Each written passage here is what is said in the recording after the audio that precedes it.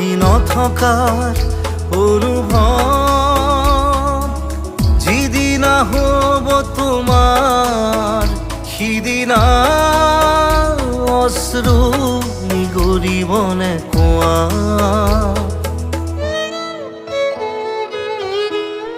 বাটৰে শেষতে বাট চাওঁ তোমাৰে লৈ যোৱাহি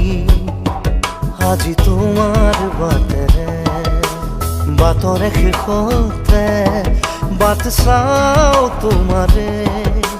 লৈ যোৱাহি আজি তোমাৰ বাটেৰে এই মায়াৰ ধৰা দুদিন মাথো থাকিবা তুমি জীবন গলে